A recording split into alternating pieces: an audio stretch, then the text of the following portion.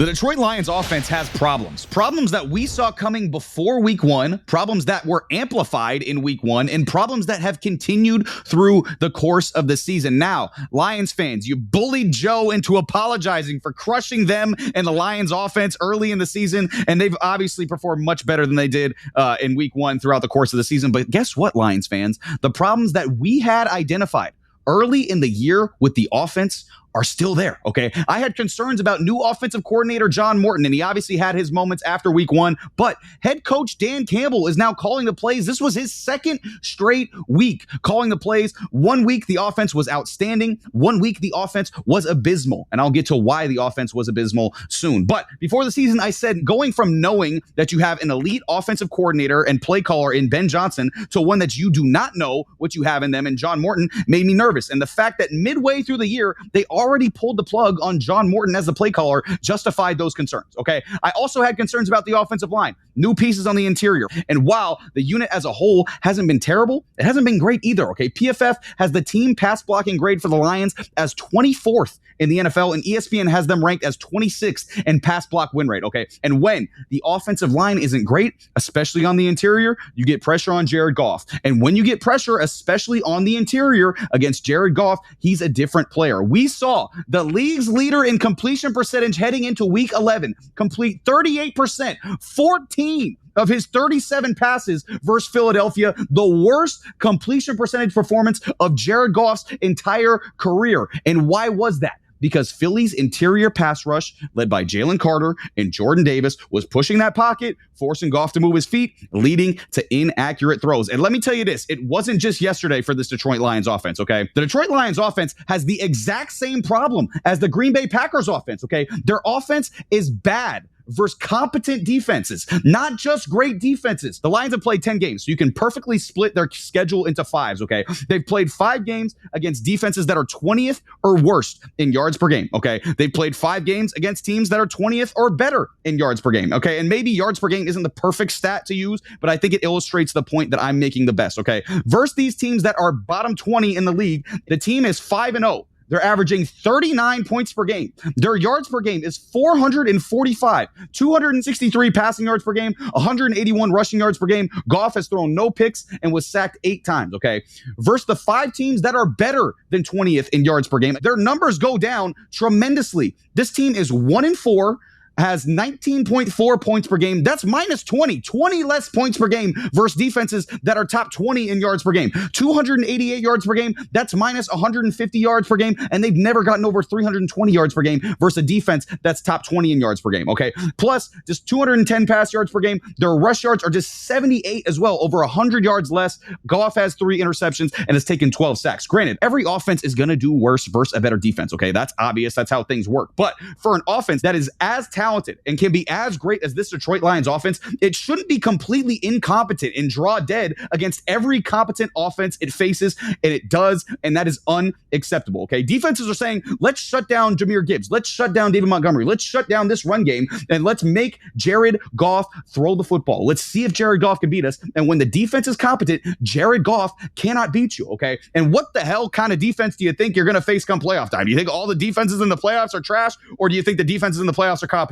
Most of those defenses in the playoffs are going to be competent defenses. So I cannot trust the Detroit Lions this year because although you look at the total stats, they'll tell you this offense is great, but it's easy to be great, gentlemen. It's super easy to be great against somebody that you're better than, somebody who's inferior to you. Can you be great when you're facing someone who's on the same level as you? And as of now, the answer to that for the Detroit Lions, not even to somebody who's great, but to somebody who's just decent, is unequivocally no. So for that reason, I cannot trust the Detroit Lions in the playoffs right now because of this offense. So fellas, is this Detroit Lions offense going to hold them back from making a potential Super Bowl here in the NFC?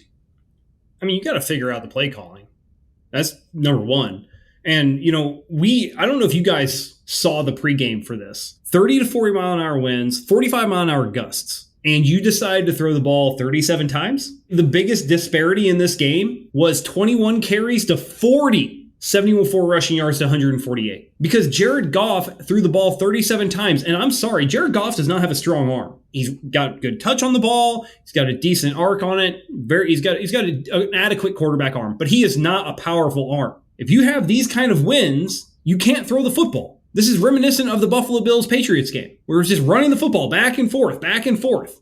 Turns out the team with the better running back won. If I had to put my money in a front seven stopping the run, my money's on the Philadelphia Eagles. I think the Detroit Lions have some absolute ballers in their defense.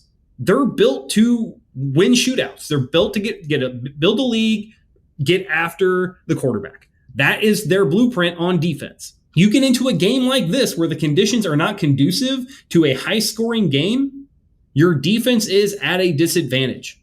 Then you have Sonic and Knuckles back there, and you don't scheme up a game where you're going to allow them to carry the ball, and if you win, you win. If you lose, because I'll be honest with you, like you said, Jared Goff is not winning you football games in this style.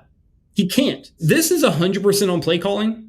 I'm not concerned with this offense just because of this game. It's a weather game, right? Outdoor, this is what happens when you're outdoor, especially when you're a dome team and you come outdoors. You forget that weather exists, I guess. Dan Campbell is a head coach. Love him to death. I would run through a brick wall for that man. But if you go into a game and you look at the weather conditions, you're unable to consider that in your game plan, this is what happens. You have to face the music come the next week when all the pundits and all the talking heads and everything like that on TV and us call you out on your bullshit. 30 to 40 mile an hour winds, 45 mile an hour gusts. You were watching guys make 30, 40 yard field goals blown wide right. Why do you think they didn't hardly try to punt in this game? Because it didn't matter. You weren't going to get shit out of it. That's why everyone went for fourth down. The Eagles did it. The Lions did it. You couldn't kick the football. And you ran the ball 21 times.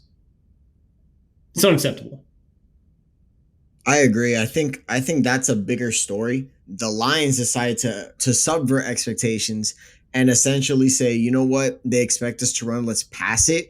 But what they didn't take into account for was the fact that the Philadelphia Eagles have a ton of interior pressure coming up from the middle. And then their newly acquired pass rusher, Jalen Phillips, is finally sacking quarterbacks. Overall, I think there was a confusing game plan overall from Dan Campbell. I think everybody complaining about fourth down, it's like, bro, it's such a non-argument. Like, that's what they do. It's like you guys complaining about fourth down is so stupid when it comes to the Detroit Lions. It's who he is.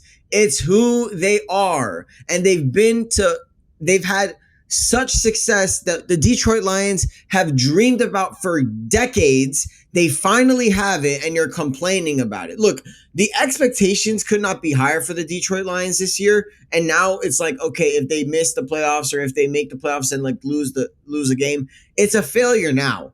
But like, let's be completely blunt here. What's going on in Detroit is special. Okay, I want to make that very clear. If you complain about Dan Campbell one more time, geez, bro, like get a grip. Anyway, sorry, I just can't stand it. I cannot stand it when I see a winning football coach just constantly criticized for something he's known for. Like, I just can't stand it. But I do have a concern for somebody that is one Jared Goff. I have a concern for him, and I've had this concern for a long time. You see, the offense was great last year, Matt. It was fantastic against everybody last year.